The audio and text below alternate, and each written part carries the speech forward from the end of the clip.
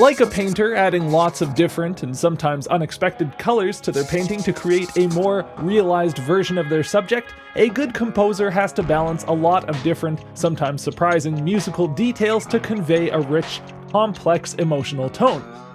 In Bastion, the first output from indie studio Icon's Supergiant Games, the music captures an atmosphere like no other that spills out of the narrow confines of the isometric button-mashing game loop and draws you into its world.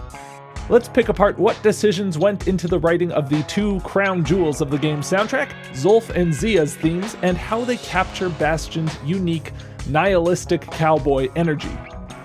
The inspiration for the general tone of the game was a fantasy version of the Western frontier, a sort of sci-fi Cormac McCarthy according to the composer, Darren Korb, and so the basic sound palette of the music needs to reflect this. In Zulf's theme, the music features only solo acoustic guitar and voice. The acoustic guitar is the obvious tool for the job for evoking the Wild West.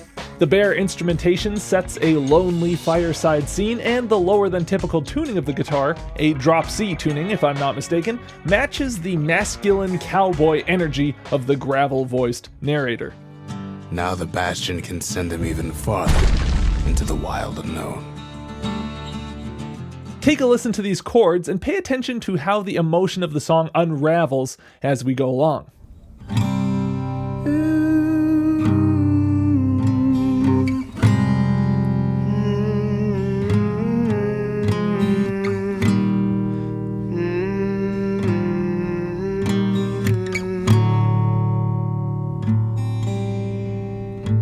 I'm sure you can hear the Wild West sound in there, but it's more emotionally complex than what you'd hear in, say, Red Dead Redemption. There's a little bit of trauma mixed in there, a little bit of hopelessness, and that emotional element comes from some simple but effective choices in the chord progression. We're in the key of C minor, and the 4-chord loop that runs through the tune is C5 to F minor add 2 to E flat to D add 4. This loop has a nice flow to it, alternating points of stability and dissonance. The 1 chord C is always played throughout the song as an open 5th chord. No thirds anywhere in the voicing, just C and G notes. Besides being totally idiomatic to Western guitar music, this has a stoic quality to it. There's no minor third to give away the bitterness lying beneath the surface. But when the following F minor chord comes in, the second of the chord is laid right next to that minor third, the G note right underneath this A flat. That semitone crunch of these two notes side by side supercharges the natural sadness of this minor chord into despondent territory. This F minor chord resolves to the following E flat chord to give us a little relief, but then that last chord comes in, D add 4 in the key of C minor, which is a very weird choice. It has the same semitone clash that gave the F minor chord its severity, bringing in an F sharp note from outside of the key and putting it right underneath this G. These chords drive the song emotionally while the melody follows suit, dutifully emphasizing the third of each chord as the progression chugs along, but this leads to a poignant melodic moment over that last D chord. You've probably heard about the concept of word painting, using lyrics to emphasize the movement of the music. For instance, the word high in the lyrics of a song might be accompanied by an upward leap in the melody, or the word home with a melodic resolution that lands on the home note of the key. Darren Korb intentionally does the exact opposite here. The lyrics for each verse end on the word home, and this note is set up perfectly to resolve melodically, but instead, the melody slides mockingly to the sharp fourth of the key. I set my sail, fly, the wind it will take me back to my home, sweet home. Facilitated by this creepy D chord, this leaves each phrase with an unfulfilled longing at the end, a sense that all is not as it seems, that you can't trust your surroundings. The music turns sour right on the words home sweet home, giving the lyric a tinge of bitter sarcasm. This couldn't match better with the story surrounding Zulf, the character to whom this theme belongs. This is a man betrayed by everyone, a missionary promoting peaceful relations between his Ura people and the Ceylondians among whom he lived, but when he discovers the Ceylondians' attempted genocide of the Ura, he turns against them and returns to his people's home, only to be betrayed by the other Ura and left for dead. I can only imagine the phrase "home sweet home" provokes nothing but bitterness in Zulf's mind. The design principle behind Bastion was that none of the game's story should be conveyed outside of the gameplay. There are no cutscenes, there's no mashing through dialogue, and the game smartly uses these songs to draw you into the world and tell you more about its characters and story. Zia's theme first appears in the game when Zia does.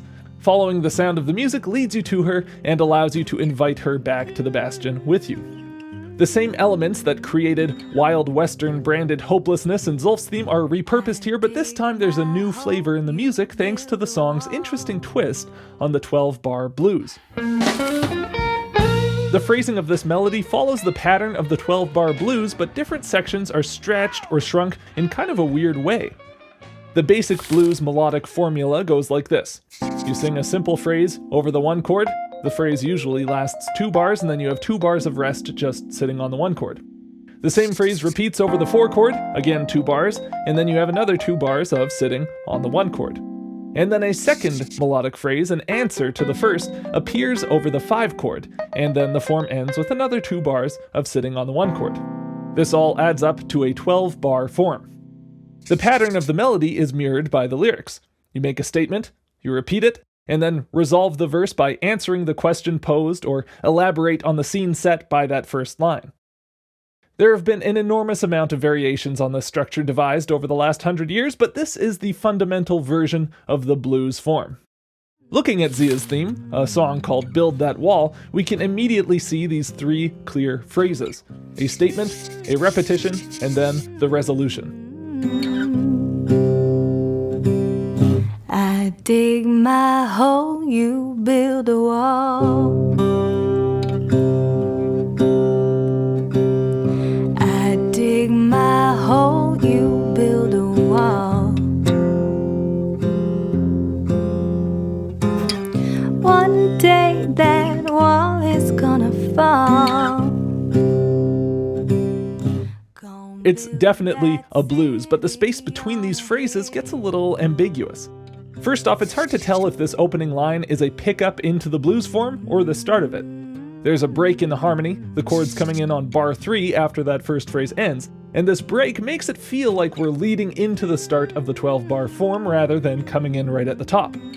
We also don't move to the 4 chord at the start of the second phrase, which reinforces the idea that this melody is preceding its typical spot in the form. But then, when moving back to the 1 chord after we hit the 4 chord, we have our final melodic phrase over this 1-5-1 maneuver that clearly closes out the form.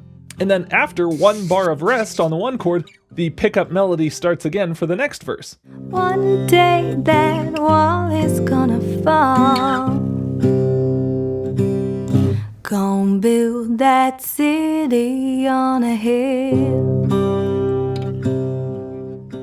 The pickup feels like it's stretching an extra bar into the 3rd phrase of the form, but making each phrase a pickup into its typical spot in the form means that the second phrase can shrink down by 2 bars without breaking up the flow.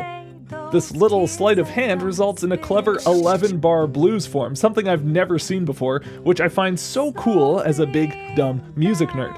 The same harmonic palette of stoic open fifths on the C chord and spicy added seconds on the F minor chords give us the same complex atmosphere as Zulf's theme, but these chords are incorporated seamlessly into a blues structure, and the use of the blues tells us a little more about the world. Build That Wall is an old Ura war song, one widespread enough to be known by a few different characters throughout the game, including the narrator.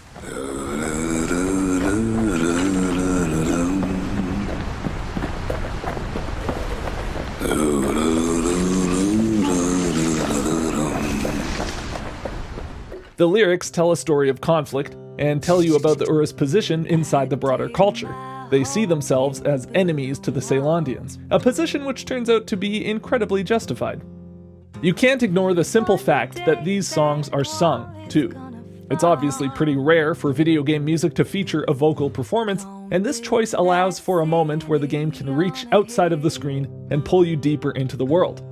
Stumbling on this young Ura girl in-game, being as surprised to hear singing coming out of your game as the main character is to hear someone else still alive in this post-calamity world, the barrier between the player and the game gets that much thinner.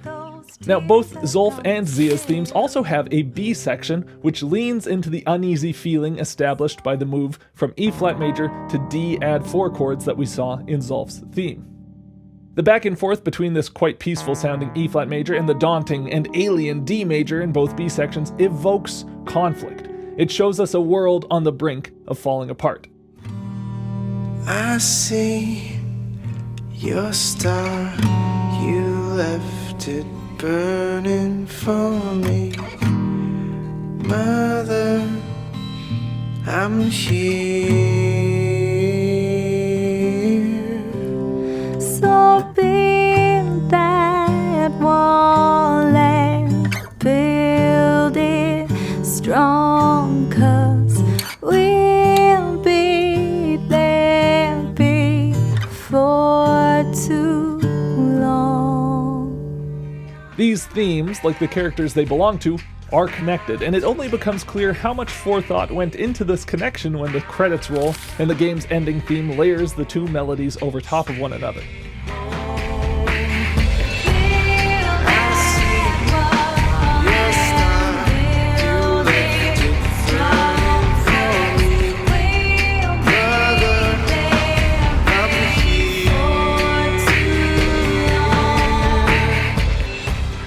The melodies complement each other beautifully.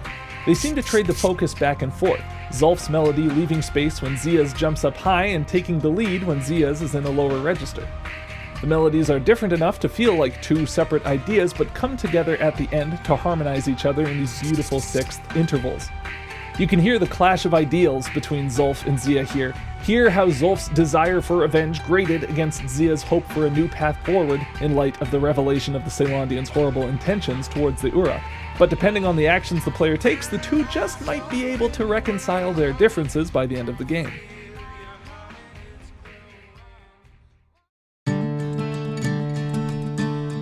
It's a beautiful thing to see a vision for a game come together, especially one as unique as Bastion.